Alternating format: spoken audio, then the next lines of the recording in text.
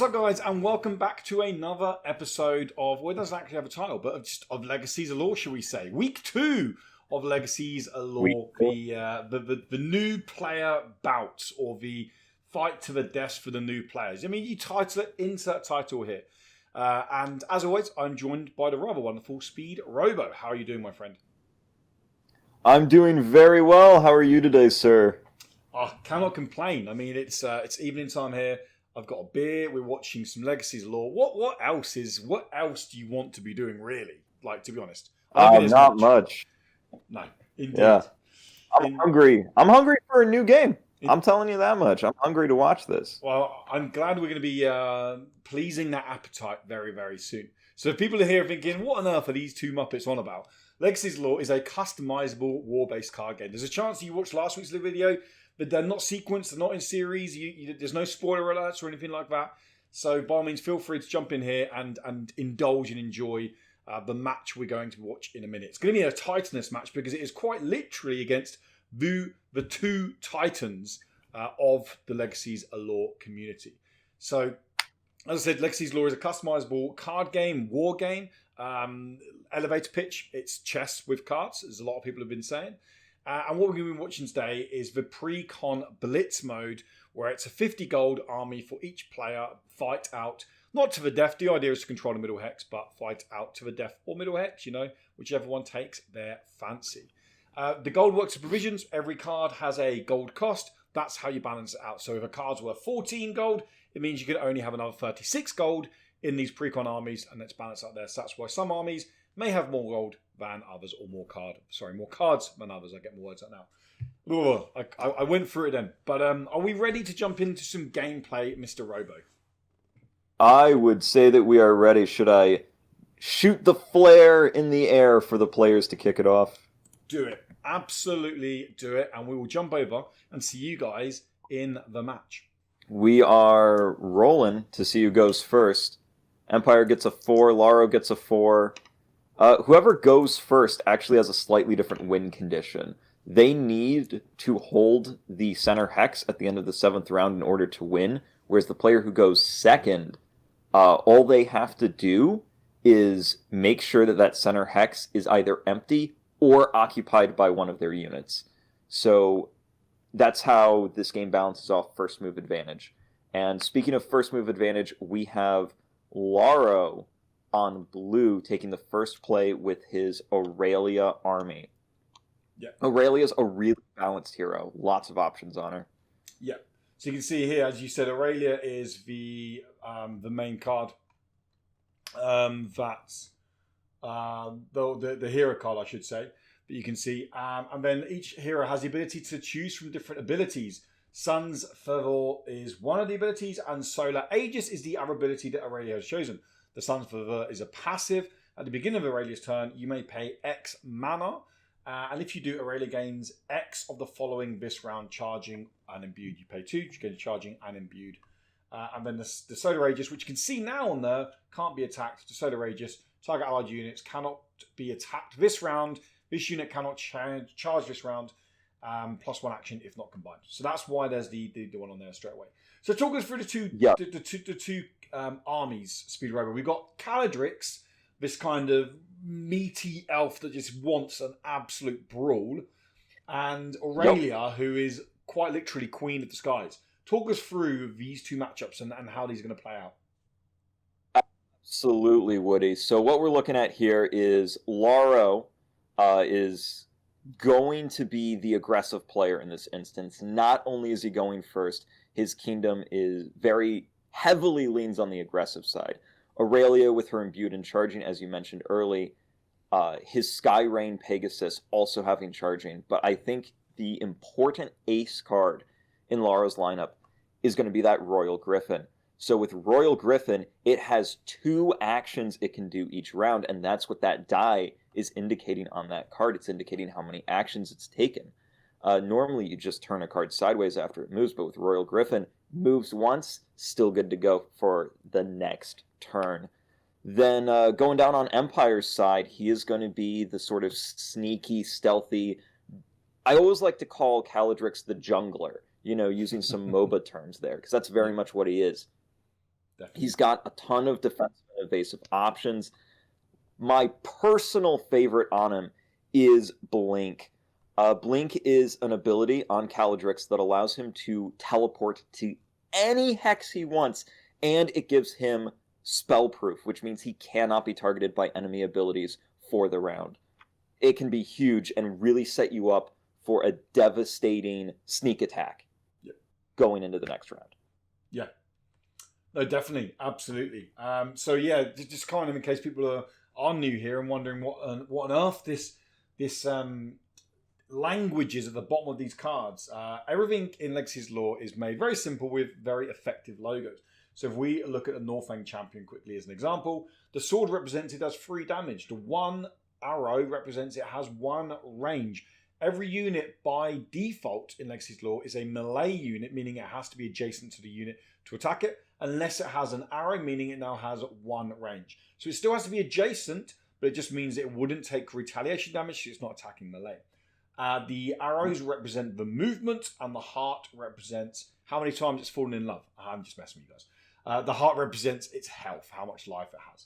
And then obviously you can see passives here, allied pathing, charging.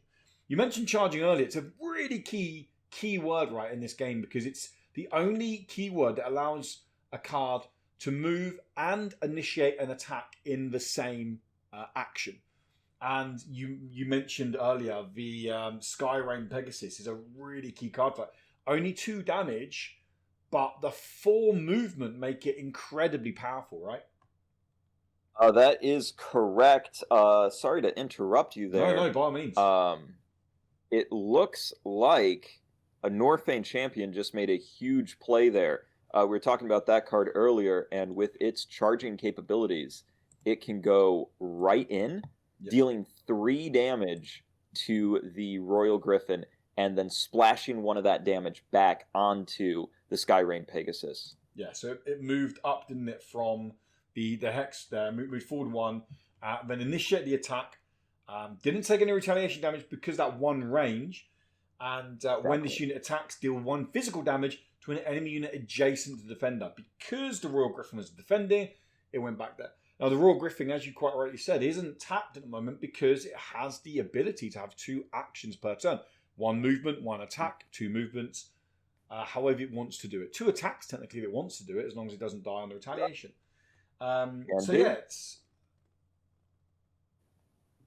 It's panning out pretty interesting. And like you said, the Northrend really pushing in there. Do you think it's going to kind of push Aurelia back a little bit? Push Empire back a little bit on that one? No, I don't think so. I don't think so at all. If I was the Aurelia player, I would continue to go forward. If you allow Sylvan to just have its backline units stay in the back and stay protected, things like that Mystic, and just leaving those hunters alone, it's going to become worse and worse for you as the game goes on. Because Empire threw that Northrend champion in the front, knowing that he had ways to keep it alive, knowing that he had ways to capitalize on Laro choosing to attack it. Yep. And so if I was Laro, I would be thinking, okay, if I do engage with this Northrend champion, what tricks and traps await me here? Yep. And I need to be prepared for them. So I would just ignore it. I would attack that backline. Yep. Yeah, and we can see there Aurelia like literally launching to the skies and coming down quite conveniently right on the golden hex, which quite again conveniently represents her angelic wings. 5 health anyway, cannot be attacked this round, and picking up that 1 shield, meaning now 6 damage is going to have to go through if you want to get rid of that Aurelia, but also making sure that you do it on a round where she can be attacked, because at the moment she can't be attacked. So yeah, really kind of, like you said, taking that aggressive nature, that front foot action as the Aurelia player, and just plopping her down mid and saying, I'm going to sit here. Your job now is to move me off this by round 7, otherwise I win. Yeah, absolutely. And, you know, if I'm Empire, I'm sitting here and I'm thinking, okay, Aurelia, you can have that center hex. I've got so much time to deal with it. I'm taking my hunters, I'm taking Kaladrix, I'm taking down the priest, I'm taking down the tactician, the swordsman, the Pegasus, all of that gone. Leave Aurelia for the last one. That's what I'm seeing here. That would be my play. She's only got 5 mana left. That's going to run out by the time the game's over, and then you can just take her out. Yeah, no, indeed. How worried will Laro be on the Aurelia side about the Bull Elk? Because Bull Elk is an incredibly powerful card. 4 attack, 3 movement, charging, and steadfast. Now, it can literally one-hit any of their units apart from the Royal Griffin at the moment, but apart from the Royal Griffin when it's at full health, and obviously Aurelia themselves. It's got to be a card that they've got to make sure they're playing around that free range, right? Making sure they're not letting that Bull Elk quite literally get an easy dinner. Well, you're right. I would be very scared of this Bull Elk entirely because it's like you said, everything in my army dies to this. And you can't just think about that 3 range. You can't just think about that because Sylvan has Maneuver on their Centaur Guard. Mm-hmm. Maneuver is an ability that allows Centaur Guard to change places with another unit in your army, and that gives Bull Elk essentially an extra movement. Yeah. Because you just put Centaur Guard next to Bull Elk, swap their spots. Bull Elk is still active, and it's pushed a hex forward. I mean, right now, during the next round, the Centaur Guard could move to E3, swap with that Bull Elk, and then Bull Elk just slams the Griffin. Yep, indeed. And Griffin. I mean, Northang Champion being put under pressure. Nice play by Lara, using the Tactician, which is doesn't have much going for it in terms of no attack, very little health, little movement, but however, combine them, I mean, it can move and use one of its activated abilities, which means you can give another unit +1 power, +1 range, or +1 movement. Choosing to give the power to the Royal Griffin, take up to 4 attack, meaning it would one-hit the Northang Champion, which more importantly means it won't take that retaliation damage, right? Correct. This is where Empire's looking... I thought he dropped that Northang Champion. No, he didn't. He's going to do a trade that makes him go up 1 gold. So Royal Griffin takes the champion, right? Bull Elk takes the Griffin. Yes, yeah. And as you said, Northang Champion is worth 8, and the Royal Griffin worth 9. And it's also getting the as you said, the Griffin is an incredibly powerful card. The 2 actions each round, the 5 health, the 3 attack. It's a really powerful card. So getting rid of that early on is, well, we highlighted earlier, it's the only other card apart from Aurelia that the Bull Elk can't one-hit when it's at full health. So that's a huge play. And this is a chess element of Legacy's Law coming through, right? That Lara can see, I want to kill the Northang with my Royal Griffin. If I do, it's checkmate for the Royal Griffin. And so now what Laro did is he offered up, essentially bait. Yep. Here's a free swordsman, Bull Elk. You want this? Go ahead, take it. Because then if he does take the champion without any repercussion, Kaladrix, he's not falling for that. Oh, it's the Blade Echo! Blade Echo coming through here. The Blade Echo 2. When Kaladrix attacks, do damage, 2 damage to an enemy unit on either side of the defender that are also adjacent to the hex of Kaladrix attacked from. So doing the 3 base damage from Kaladrix to the swordsman, but then making 2 go onto the Aurelia. Because it's not an attack, it gets through Solar Aegis. I didn't even think of that. That's how he deals with Aurelia. Yes. He's shutting down the armor on the Enforcer. Oh, yeah, he used a Wisp. So Wisp is one of my favourite cards in the game. It's, again, only a 2 gold unit. Look at these plays here. We can't even keep up. This is bonkers. Chill out, boys. Oh, my God. Chill out. So the Wisp quickly... the Wisp is very much a sacrificial card. You throw it into something to either give an allied unit health or break another unit. When you break another unit, you remove all the passive off that card. The card they broke, the Enforcer, means it removed the armor, putting it just at 4 health. Meaning, the Bull Elk went yum, thank you very much, Enforcer steak, and ate it up right there and then. Wow, that was a series of plays right there, right? Whew. Yeah. Absolutely. And yeah, wow, just Just take your I breath. Just can't get your even. breath.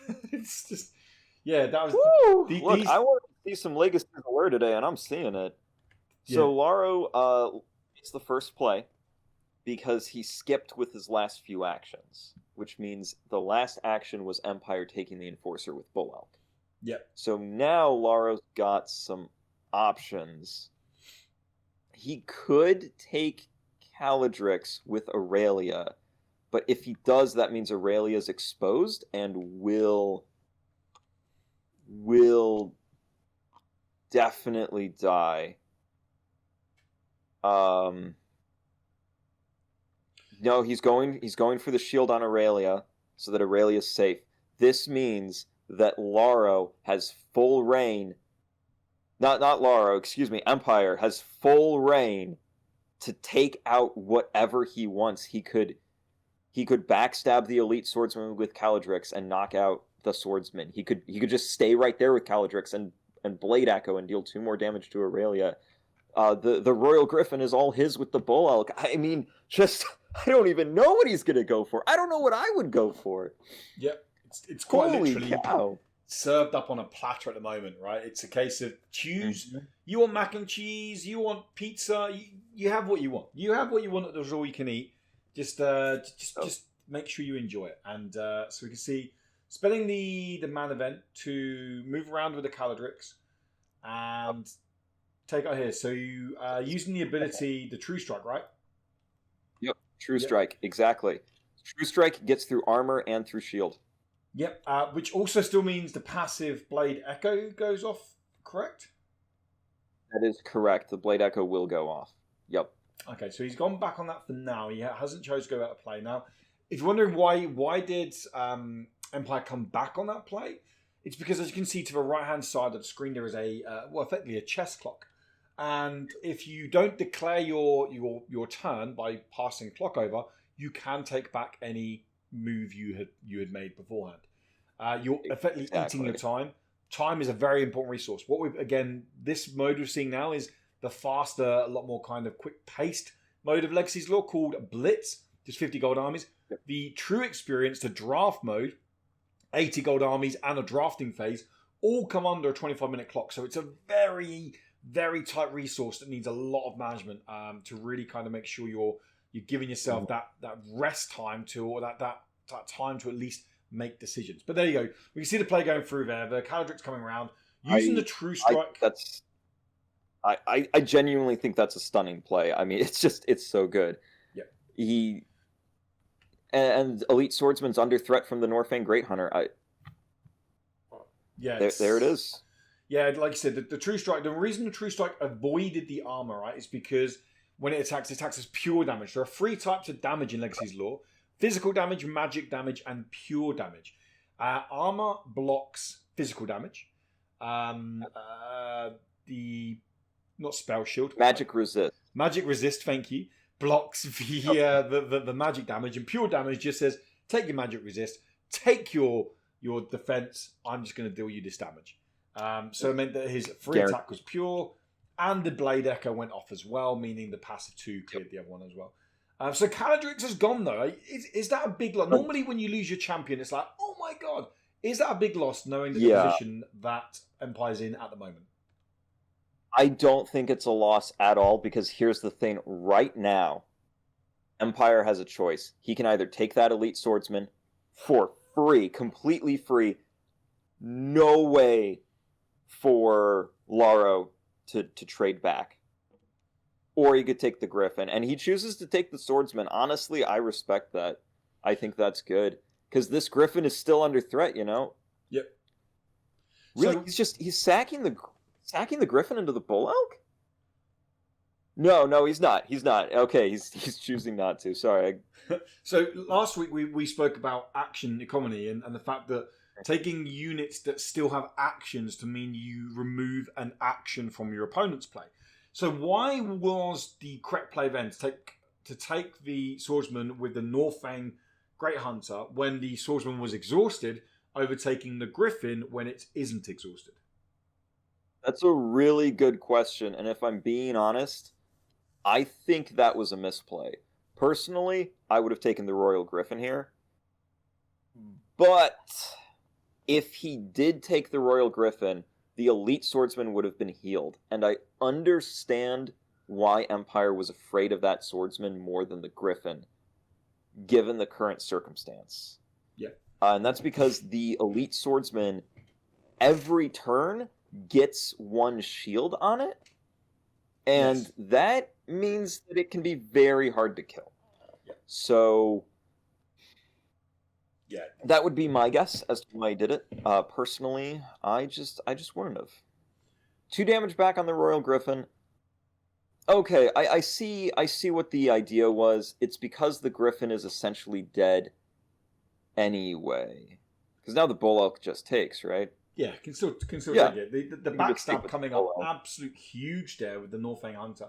Only 2 damage, but that free charging and the backstab, meaning it doesn't take retaliation damage when attacking in a melee. The Pegasus instead. Wow, getting rid of the Pegasus. Wow. So I don't agree with that. I don't agree with that at all. How about in terms of it's now really pushing the back line, right? It's now get rid of the healing, and then you're just basically waiting out for Aurelia to lose her mana, right? Is that an argument for that?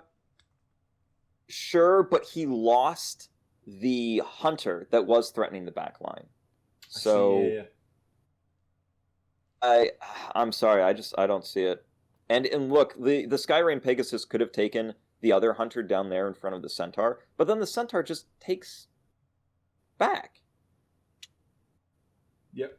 Aurelia gets movement, which is interesting. Centaur skips, so Empire will be going first. And the Royal Griffin's now out of range for the Bull Elk to take. Priest is dead, I guess? Yeah. That's something. I mean, it removes the healing. That Bull Elk is just terrifying though, right? Because if he throws the Griffin into it, Griffin dies. He puts Aurelia into it, Aurelia dies. So it is just an absolute terrifying. Yeah, once Empire uses the Bull Elk to take out the Priest, Laro's going to have an incredibly hard time dealing with it because he needs that Priest to bring his 5 health units back to 5 health in order to rumble with the Bull Elk. Yeah. It's going to be tough. Okay, moving the Aurelia away here as well. Mm-hmm. I mean, we remember the Aurelia can still have the charging. It's still something that is there. And obviously the Crystal Sword as well, giving him the +1 power. So she's actually doing 4 damage with the ability to charge. If there's any shield, she has the ability to make it imbued as well, which effectively makes her physical damage magic damage. So not that there is any way for the Sylvan to gain the armor or shield hit. Oh no, I say that actually. The Centaur Guard, right? Is it? Yeah, the unit gains Centaur 1 armor Guard when it's up. Have armor. Yep. Yeah. So she does cut through that, which is something. The problem here is that the Bull Elk has Steadfast. So Aurelia, she can't charge that. She's going to have to move next to the Bull Elk. But if she moves next to the Bull Elk here, and I'm Empire, I would just skip with all of my guys, go first. Dead Aurelia. Yep. Okay, so +1 power to the Royal Griffin, meaning it carrying 4 attacks. Still not enough to threaten the Bull Elk, which is quite literally proving to be a Sylvanian fawn. A Sylvan fawn in Aurelia's side. No Sylvanian families here, I promise. These are not little mouse running around the board. These are beastly Sylvan warriors. I love Bulldog so much. She's such a cutie. Look at him. Look at that face. Yeah. You know that under that tough exterior, that they love their cuddles. You know they do. Hey. Anyway, back to the game. You can see there the Northang Hunter using that backstab so well again, getting rid of the tactician, saying, out of here, you may be a tactical, but you're not being very tactical right now. I am getting rid of you. Aurelia, I feel like Larry quite literally struggling to pick up that card with the amount of counters and tokens on it. Using flexing those biceps, picking that card up to move Royal. My apologies for any cat noises you might hear in the background. I don't know what she's gotten herself into. We love cats. We who doesn't love Exactly. a cat, right? So Exactly. it's absolutely fine. If anything, it adds to the wholesome stream, the wholesome video that the There people are you watching go. now anyway. Sorry. So looks like the Royal Griffin still has 2 actions left. I think it's going to be taking out the Deepwood Mystic. Just cut out the healing. Yeah. So just to clarify, on the Solar Aegis, still the one that means that its target allied unit cannot be attacked this round. It can't charge this round, but it can still attack, right? Yes, it can. It can still do all of its normal attacks, and this is why Solar Aegis plus Royal Griffin is such a powerful combo. Yep. Because Royal Griffin, with its extra action, has a sort of pseudo charge, right? Because Yeah. it can move, and then it can attack. But because it's not charging, Solar Aegis still works on it, and it's really fun. Yeah. It's one of my favorite combos to play when doing Arengard. Yeah, and I know it wouldn't be able to remove the bullet for now, but it's one way around the potential steadfast keyword. In terms of you can move up to the unit, give them a little tiggle, wait for your next turn, and then attack them. Because you haven't charged them, you get around the steadfast keyword, which prevents charging units from attacking. Yep, absolutely. But like you said, the problem is Royal Griffin is at pretty low health right now. Yeah, it does have the armor. Don't. Oh no, sorry, that's the actions. Yeah. Isn't it? That's actions it has left, not It's armor. the action. That's the issue. It's not a shield. That's how many actions it has. I think that for Laro to win this game right now, Empire is gonna have to do something goofy. I'm not seeing the winning image. I bet Laro has something up his sleeve, though. There's a reason he's ranked higher than me. So obviously, end of round 7, you control the center hex, you win the game. Yep. If Right. Laro can ride out this round, That's it. without spending the mana, they can then Solar Aegis, right, to run one out. But however, Bull Elk's now just found a very lovely sleeping spot, shall we say, on the center hex. Yeah. Your idea was good, and then Empire said, "What if the center hex is just mine, though? Here's a Yeah. Bull Elk." Yep, and if either of your units attack it, they will die. Quite simply, Yeah. they will die. Well, okay, so I actually see a way out of this. Laro can take out the Deepwood Mystic. That removes the healing option. Yep. Sacrifice the Royal Griffin into the Bull Elk. Aurelia can then finish off the Bull Elk and capture center. But does Aurelia not? Because she obviously has to move adjacent to the Bull Elk because there's no. Oh no, she does have to Right. charge it. No, charge doesn't work because it's steadfast. So just move It doesn't adjacent. work as steadfast. So she But does have to move If she moves to the adjacent, middle. It's going to be tricky. It's going to Yeah. involve a lot of planning and a lot of thinking about your actions, your opponent's actions, and how you can get to go first. yes, Because if he does this, if he pulls off this combo, he's going to need to go first in the round Yeah. that he takes out the Bull Elk. I mean, if he To pulls ensure that he can take out the Bull Elk. it off, they'll be singing his name for years to come. Like he'll go down in Legacy's Allure folklore for being Yep. the greatest comeback since Manchester United beat Bayern Munich in 1999 to win the Champions League final.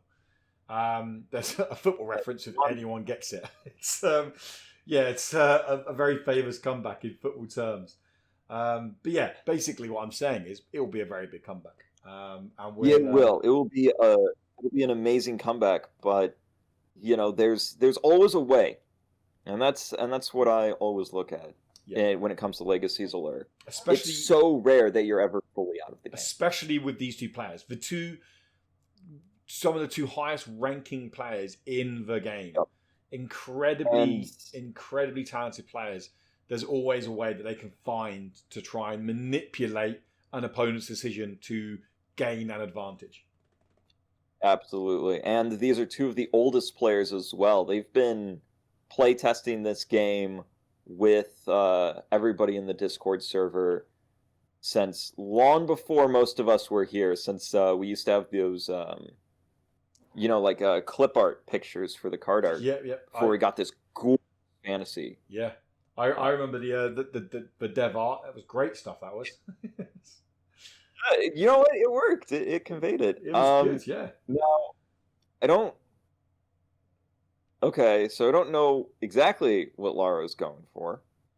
I feel like he's setting up for a final huzzah, a final soiree. He's got to be... Yeah, I think so. I think he's trying to get that trap on the Mystic.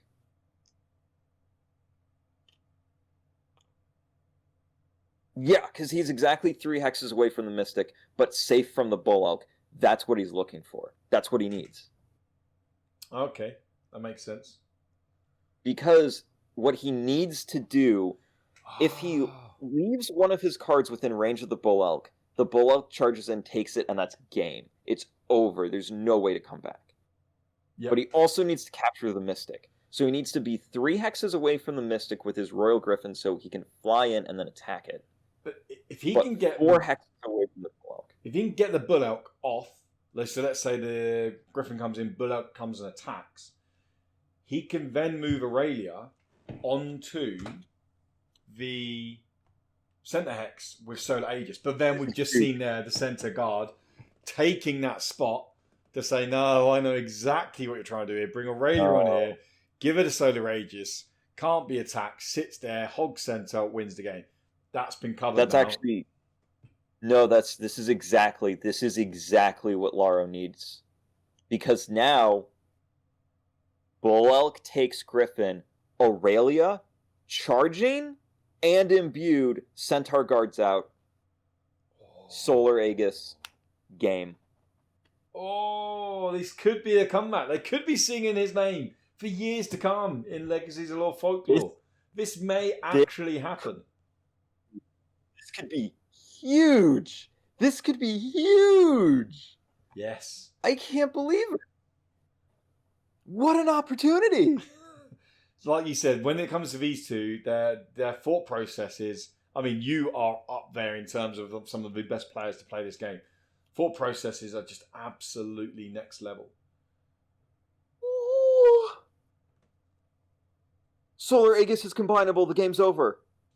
No, it's end of round 7 because if he moves in with Solar Aegis, locks it, goes around 7, because I'm assuming then Empire just skips and then attacks mid. Oh, right? Takes mid. Right, Empire can just skip. Empire can just do that. Yeah, he can just skip and then take round 7, Bull Elk mid. Griffin's looking there rather scared, and that's it. That'll be game. So, what I mean is, if Laro skips, yep, right now, and Empire doesn't move that Bull Elk back to center, it's game. Laro wins. Yes. It's so close. One mistake from either of these players. Yeah, and it swings the other way. It's teeing up pretty special here. It is getting pretty tight. Wow. It's so easy sitting here not playing the game to point out potential mistakes that could be made. When you're playing the game, it's so easy to make those mistakes because you're thinking really of every out possible on every card and every position. So it's so easy to look over these plays, these cards, and make a play that may not be the most optimal. But again, these are two of the best players in the game. It's going to be incredibly interesting to see how this plays out now. I mean, for a Blitz game, I very rarely see the clock go this low. That's how much thought process is going into this game. Normally in a Blitz game, it lasts like 3 to 4 rounds. Somebody's army dies, it gets down to the last few pieces, and you take each other out. Because that's what the 50 gold Blitz format is designed to do. It's designed to be a much more card game-like pick-up-and-play experience. Yep. But when you pit these two titans against each other in 50 gold Blitz, I am not kidding when I say this is one of the most exciting games of Legacies of Allure I've ever had the pleasure to watch. Every single round, every single turn, I'm like, anybody could win. It's just a centimeter away for either player. They're like fighting on that bridge in Kung Fu Panda, and it's Tigress versus Tylon. So Royal Griffin moves up to the Mystic, right? Takes the Mystic. Yes. And then Aurelia moves in as well, meaning she'll be melee. And... Mm-hmm. Oh, no. But the Mystic can just move away. The Mystic can just move away as well. Oh, God. Aurelia has to move. But he has to move in now, right? Because the center hex isn't spare, meaning that he can't pass or skip because he needs to put pressure on those units. Okay. The Royal Griffin moves to take the Mystic.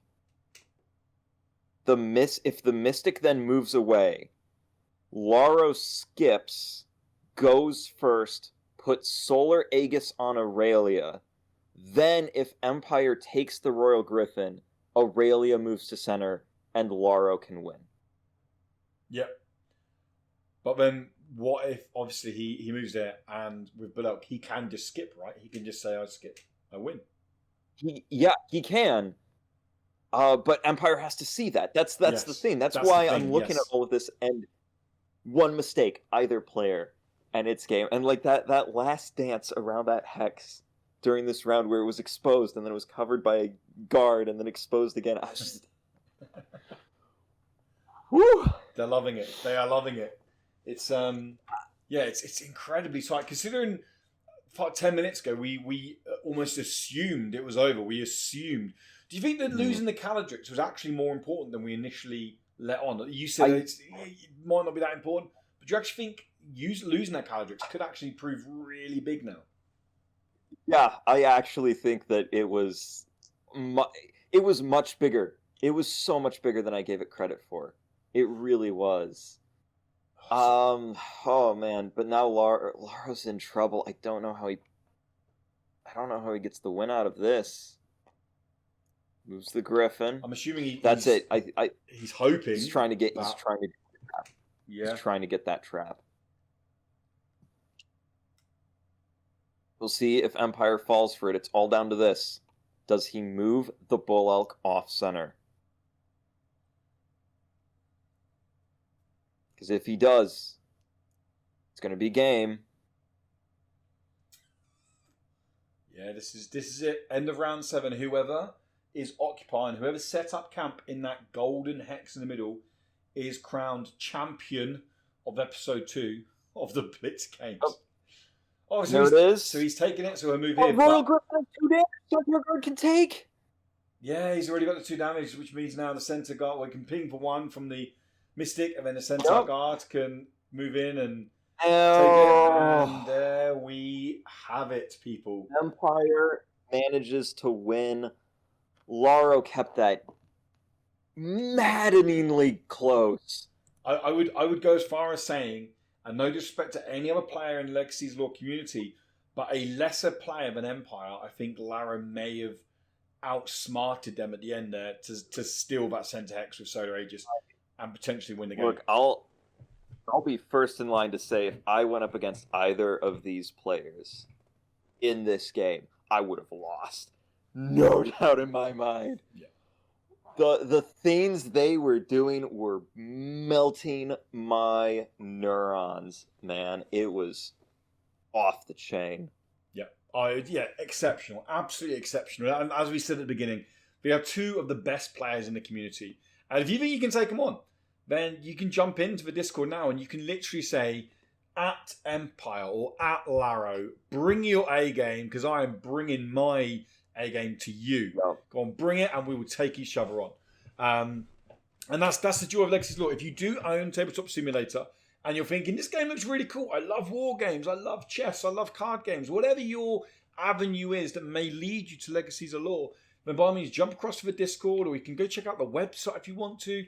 Then and make sure that if you do jump into the Discord, get in the LFG channel and ask people if they can show you the game. It's an incredibly kind loving community. I joined it several months back now, and it's a really nice community. You jump in there and you ask people for a game, say you're new. They will jump in and they will show you the game, break down the rules for you, and it's just a really nice, enjoyable experience. I definitely recommend you do that. And you can end up playing games like that were genuinely mind-boggling, amazing, edge-of-your-seat stuff. And if you want to try these armies out yourself, they are ready to go in the mod. You just click the starter button down in the bottom left and pulls up the list, and you can select any of these you want and give them a shot. Yep, and if you're a little bit, I don't want to jump into a Discord and play with people I don't know, you want to play with a friend, hey, you know, we thought well ahead of time and thought that's probably what people are going to want to do. Hold down Alt-Shift on any card and it'll bring up the reverse of the card, and all rules for all keywords and abilities on that card are literally on the back of the card. So you can literally jump in there. If you want to jump in on your own and just read what they do, get an idea, get a feel, get a taste, what those keywords, those passives do, by all means do so. And if you want to jump into the Discord, obviously by all means do so. Also, link below is there is a Kickstarter campaign coming up soon for Legacy's Law. The opportunity to grab yourself the game at a slightly lower price. Some exclusive, rather delicious cards as well, which we're going to have more on next week. We're going to be teasing, as of next week, we're going to be teasing some of these cards. And trust me when I say they are absolutely grade A delicious. And we're going to be lots of rewards you can grab yourself onto and check out over on the Legacy's Law Kickstarter. The link is below if you want to follow. Make sure you're kept up to date of when that campaign goes live. But once again, firstly, a massive thank you to Speed Robo for joining me and really bringing the hype on this one. It was a great game. And I'm glad. How could I not? You saw what I was seeing. How could I not get excited about that? I love this game. Oh, it was. Thank you for having me. Yeah, thanks for having me. No, it was a great game. It was a pleasure to share it with you, my friend.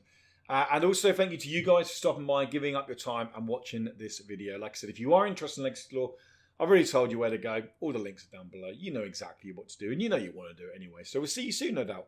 But until next time, have a good one. Take it easy. Stay safe, and we'll catch you next week. Goodbye.